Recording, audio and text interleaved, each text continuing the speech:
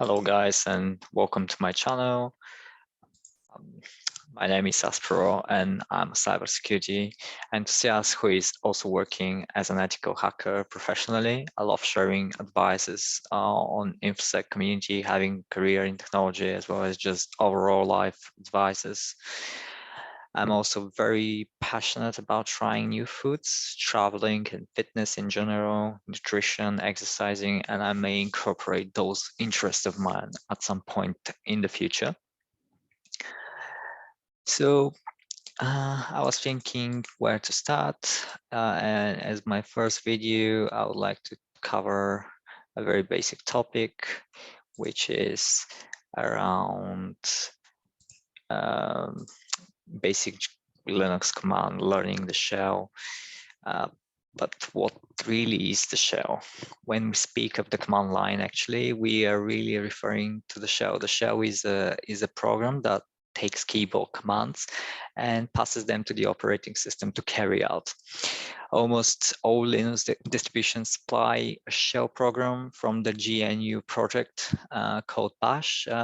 There are different forms of Bash, SH, Bash, RSH, as well as other flavors. So Bash, but what's it's really Bash? This is an acronym which stands for Bourne Shell, and it is a reference to the fact that Bash is actually an enhanced replacement for the earlier version, which is the SH, which was again a program written by Steve Bourne. When we are using a graphical user interface, we are interacting most of the time with something called terminal emulator. This is a program that helps us to interact with the shell. Similar to the shell itself, there are different flavors that we can use. Some of them are like non-terminal or KDE. Again, all these are open source resources for Linux distribution and Unix distribution systems. KDE, for example, stands for K desktop environment.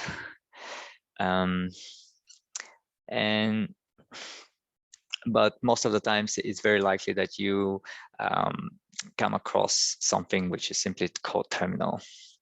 There are a number of other terminal emulators available again for Linux, but they all basically do the same thing, give us access to the shell.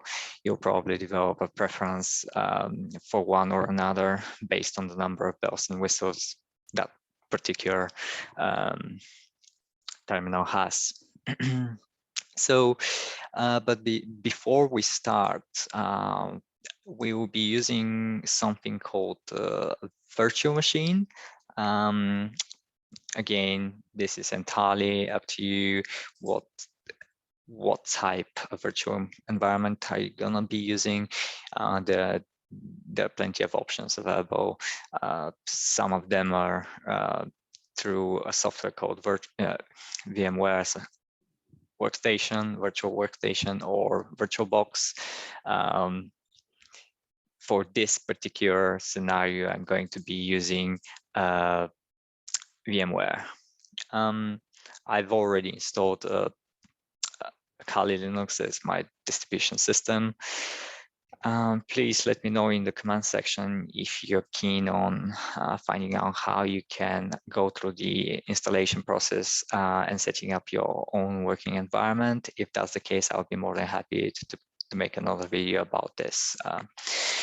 But as we said, we can cover this separately in a different topic.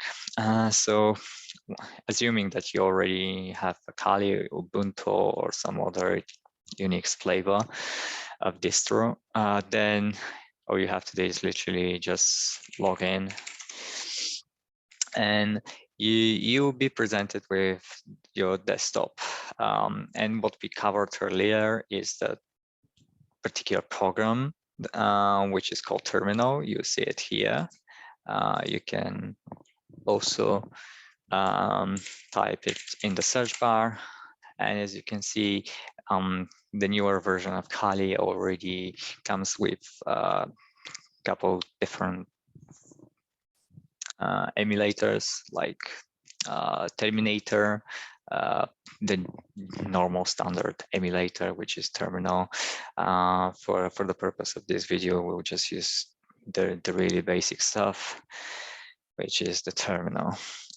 So, okay, you're presented with this, but what we know that this is the terminal, but what you can do with it.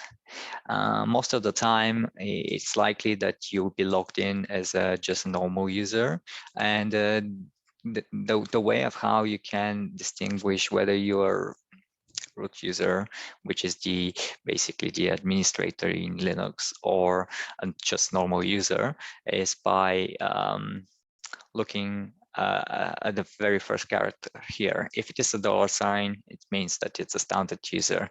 However, if you're a root user, you will see and you'll be presented with pound sign. To demonstrate this really quick, I'll just switch my user to root. And as you can see, of course, you'll be prompted for password, but once you enter all this, you see the pound sign. This means that now we are administrator. Have in mind that being root in Linux is quite dangerous sometimes, because you can do, this is quite powerful. It gives you a lot of like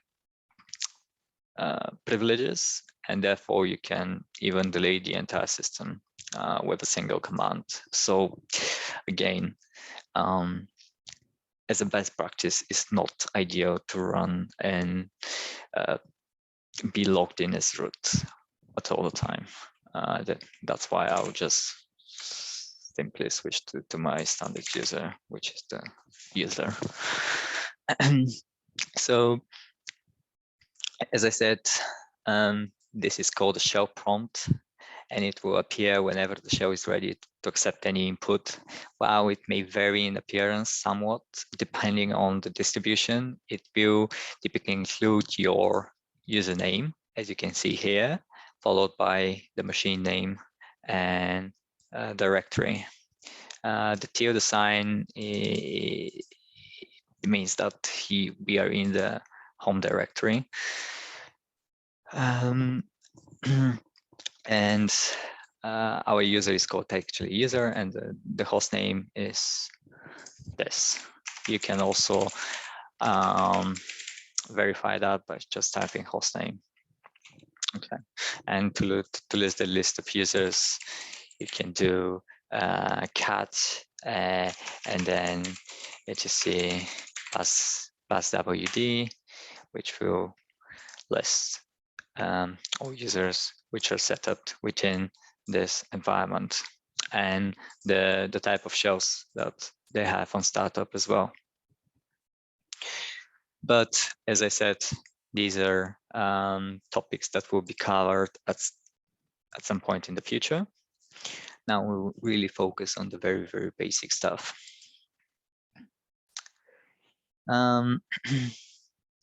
So assuming that things are good so far, let's try to do some typing within the terminal and see what happens.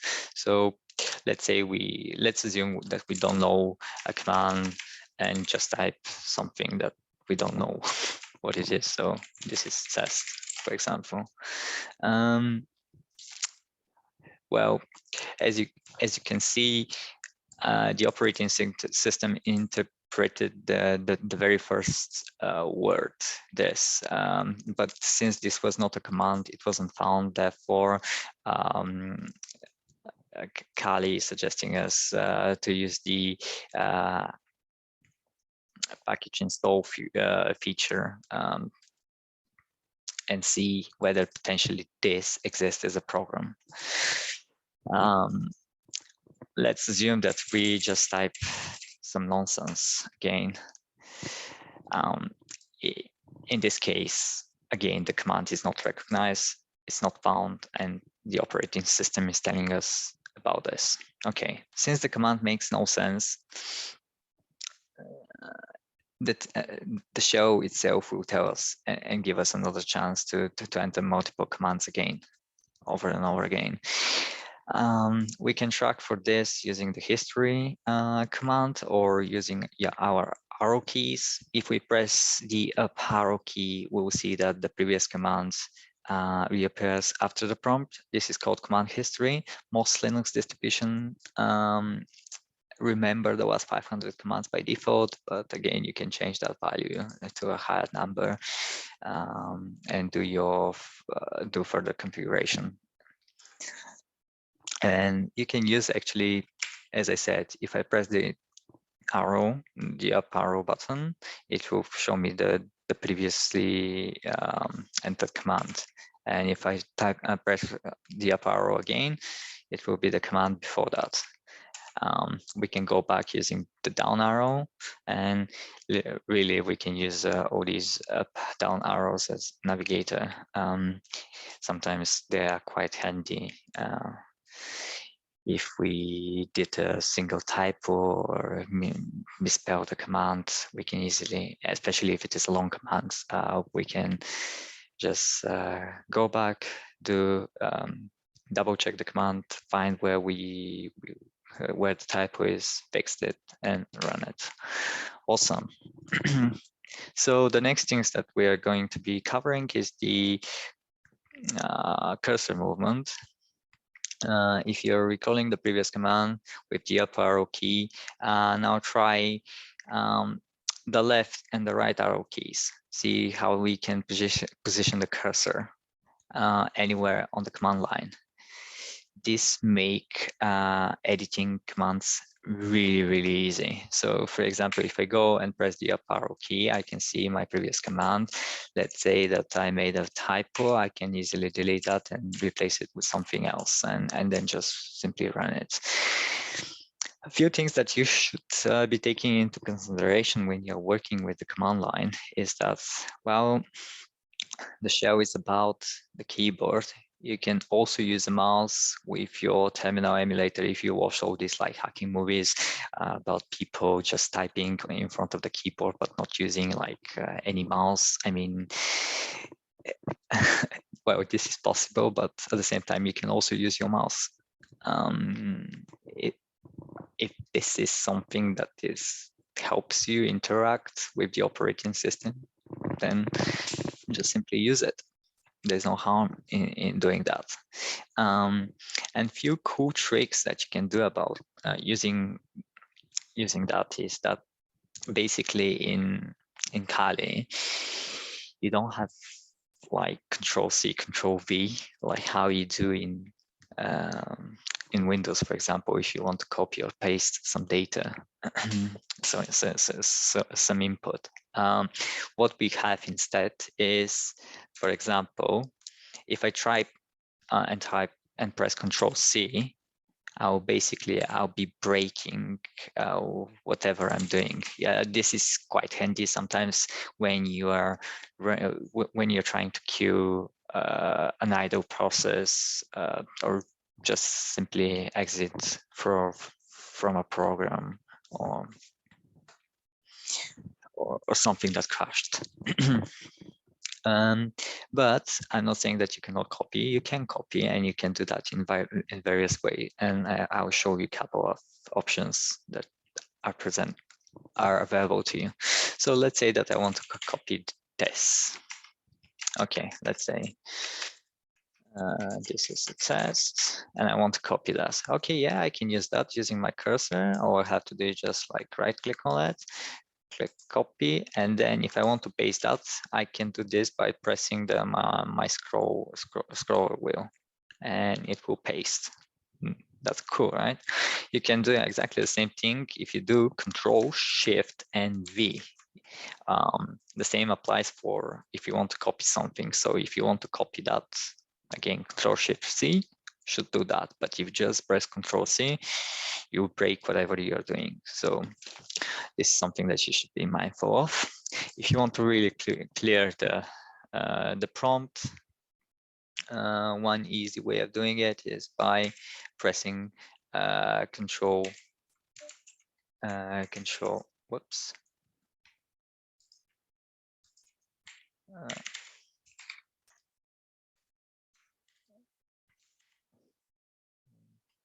Was it?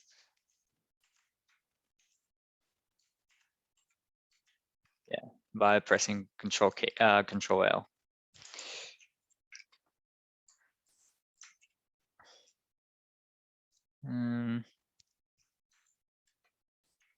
Yeah, you see. So I press a couple of things, but Control L clears everything. Awesome. Let's move on and try some other commands.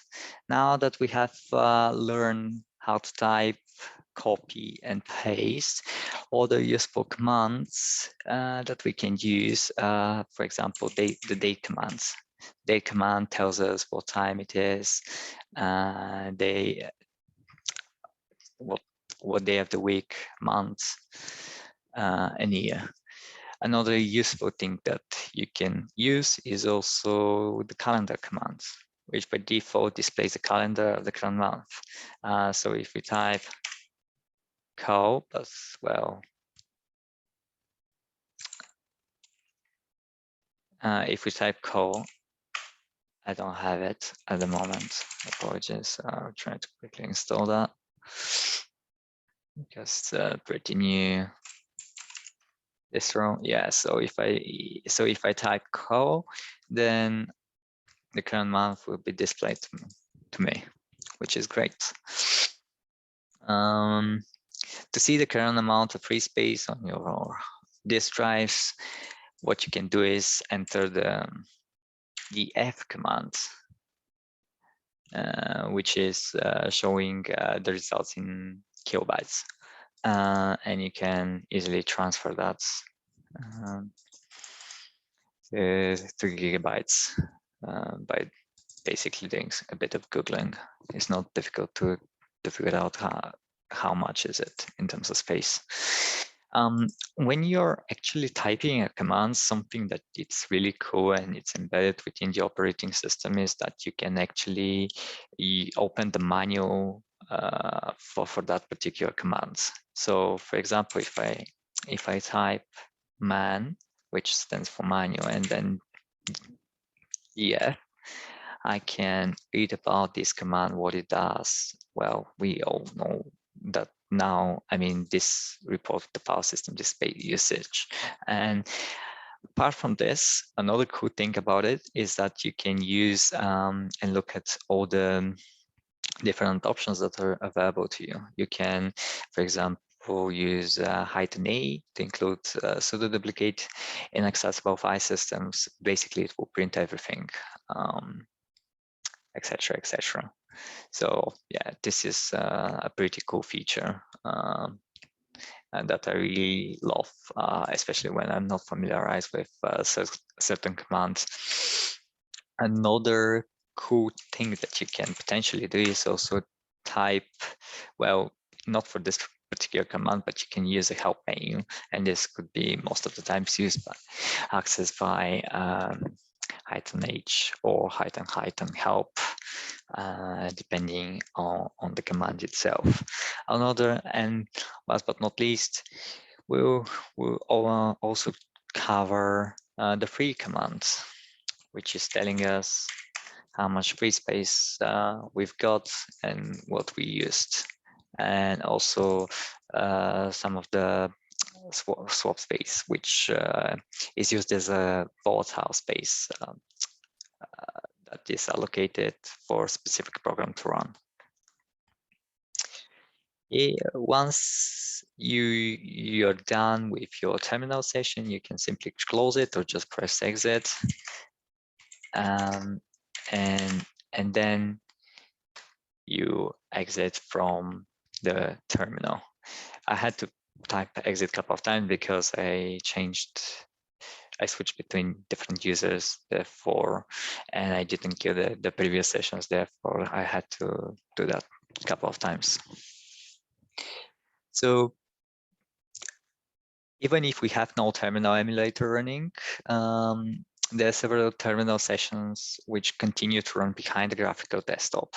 And these are called virtual terminals or virtual consoles.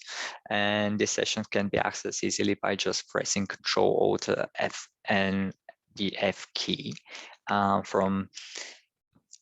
It will go from F1 all the way to F7. F7 is the one which is presenting us with the graphical user interface. I'll quickly demonstrate this to you by pressing Control F1.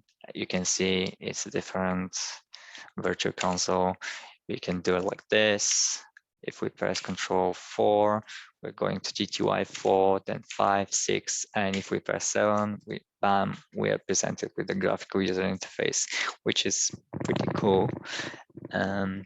Remember, for some of these, because they are assumed as a, like, for example, locking your current session, you have to enter your username and password again to access whatever you want to access, depending, and access it with the user to your preferences, whether that would be the standard user or the root user. As we begin our kind of journey here, we introduced the shell and we saw the command line for the first time. We learned, hopefully, how to start it and the terminal session. We also looked into some simple commands, such as the calendar command, the disk free df command, the free command, calendar, time, date,